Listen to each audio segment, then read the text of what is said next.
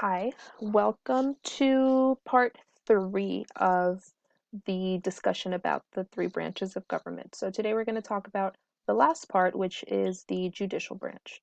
So the judicial branch is the name that we give to the system of courts in the United States. So every level of courts falls under the judicial branch, starting from local courts like the one we have in Merced, to state courts, all the way up to the Supreme Court. So we are going to talk about who the main people are in the judicial branch and what their jobs are. This lesson will be a little bit shorter than the executive and legislative branch. There's much more to discuss in the first two branches. That being said, the judicial branch is still extremely important, and we will discuss why that is. Okay, so of the handouts, the questions that I'm going to include in the discussion for the judicial branch. So, equal justice under the law, we are going to discuss, I'm going to have you discuss what this phrase means. So, what does equal justice mean? What does under the law mean? Should everyone be treated equally in court? Why or why not? Should everyone have to obey the same laws? Why or why not? The judicial branch, we have a picture of the Supreme Court, which should be a big clue about who the main people are in the judicial branch. We have four questions on this page that you will need to answer after the reading. Question: what is the rule of law? I have seen that this is one of the questions that students have a hard time grasping what it is. One of the questions that they have a hard time memorizing the answer to. So what is the rule of law? I think that will be another part of our discussion. I will add that to the assignment for this class, for this lesson. The U.S. Supreme Court, there is 9 justices on the Supreme Court. That is what we call the judges on the Supreme Court. So for any other level of court, like municipal court, we call them judges. Once we get to the Supreme Court level, they have a different title, which is justice. So there is, like I said, there is one name that you will need to memorize, and that is the name of the Chief Justice, which is the leader of the Supreme Court. So in this case, it's the person in this picture, which is Chief Justice John Roberts. So you will need to remember his name.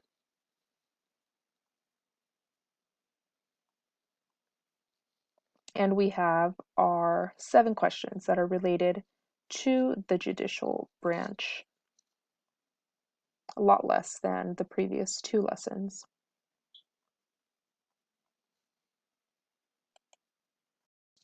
Going back to why the branch system is so important, and especially why the Supreme Court is so important.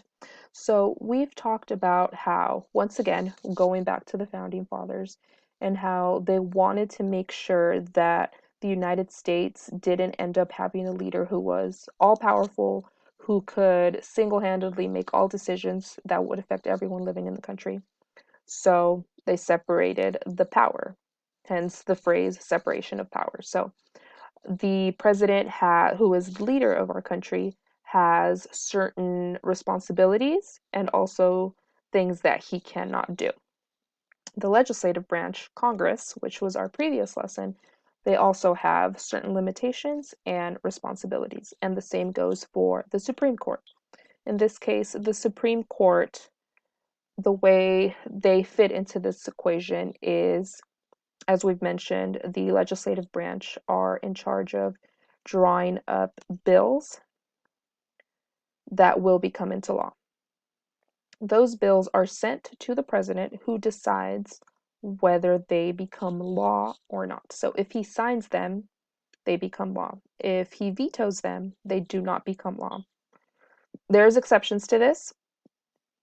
If the president vetoes a bill, it goes back to Congress.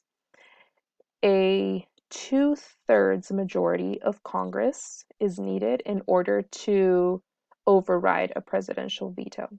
So if two-thirds of both the House of Representatives and the Senate approve the bill that the president vetoed, then they can pretty much ignore the veto and the bill becomes law anyway. So once this bill becomes a law, there is a possibility that it may go against the Constitution. So every single law that is written has to be in accordance to what the Constitution says. The Supreme Court decides whether it goes against the Constitution or not. So their job is to review the laws and explain the laws. I know some people, I've had students in the past ask me, like, why would they need to explain the laws? The legislative branch is they're the ones that wrote it. Why would they have someone else explain what the law means? Um, the Supreme Court's job is to explain the laws in terms of what the Constitution says. So they have to help draw those connections between the law and the Constitution. If no connection can be made, or if it's obvious that the law goes against the Constitution, then the Supreme Court can do something that is called they can say that the law is unconstitutional. Once a law is considered unconstitutional, it is no longer law because, as I said, every law that is made has to follow the Constitution. Um, the Supreme Court was initially not very they didn't have much power at the beginning when the government system was created. The Supreme Court actually gave themselves this power to review laws in a court case called Marbury versus Madison. Um, so it was something huge that they decided, okay, well, we have the power to decide if the laws that you're writing are constitutional or not. Um, the president and the legislative branch check each other to make sure that they don't overstep in the power that they're using or the decisions that they're making. Something that makes the Supreme Court extremely powerful is that nobody can check their power. So once the Supreme Court decides that a law is unconstitutional, there is nothing that the legislative branch or the executive branch can do in order to change that decision. The only way that decisions like that change over time is when there are, like years later, when there are new justices on the court and new cases are brought to the Supreme Court and they use those to change past decisions. Um, So all of this is extra information. It won't be mentioned in any of the 100 questions for your test. It's just a little background about the Supreme Court and how it is an extremely powerful part of our government. Um, a little bit more about the justices. So the justices that serve on the Supreme Court have lifetime appointments. So that means that once they are chosen to be on the Supreme Court, they are there until either they pass away or they decide to retire. Supreme Court justices are nominated by the president. So the same way that the president nominates secretaries for his cabinet, he nominates Supreme Court justices. And they have to go through the same process of being approved in Congress. Um, so I want to show you our current justices. Let's switch this. There we go. So we have 9 justices on the court. There's no law that says that this is the number that has to be set. We've had less than 9 in past versions of the court, but this is a number we're currently at 9. Okay, so first up is the name that you need to remember in terms of the judicial branch. Chief Justice John Roberts. So this is him. Remember, he is the leader in the Supreme Court. We have Justice Ruth Bader Ginsburg, Justice Stephen Breyer,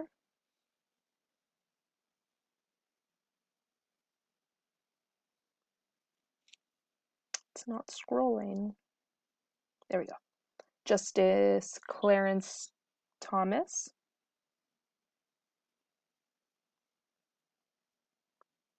Justice Elena Kagan,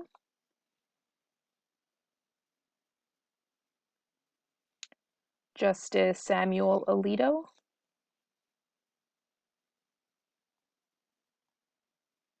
Justice Sonia Sotomayor.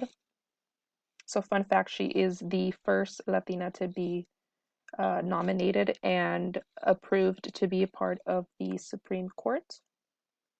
Actually, remember I was in high school when she was nominated to the Supreme Court. I remember talking about it in my American government class. Justice Neil Gorsuch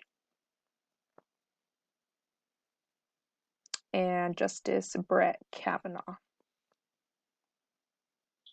So these last two names that I mentioned, both have been nominated by our current president. So Justice Neil Gorsuch, there was some controversy when he was nominated because the vacancy, the person's place that he took on the Supreme Court, that vacancy came about because he died during President Obama's presidency. So that was Justice Antonin Scalia.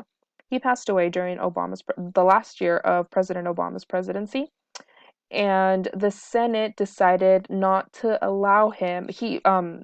President Obama nominated his own person, and the Senate decided not to hold hearings to approve him.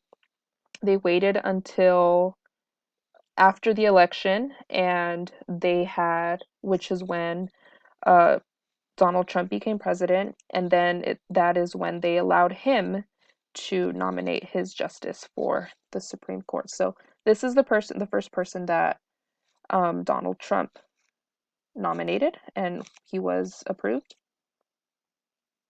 And Justice Brett Kavanaugh also faced some controversy. So during his hearing, you might have seen his name a lot in the news. First of all, because whenever there is a new Supreme Court justice, it is big news. It is a very big deal. Also because there was allegations of a very sensitive nature made against Brett Kavanaugh when he was going through his hearing. So he survived those hearings and he was approved, and he is now part of the Supreme Court. Okay. And I think with that, we will end the video for this lesson. So, like always, if you have any questions about what we discussed here, schedule the Zoom meeting or send me an email and I will be more than happy to help you out. All right, see you next week.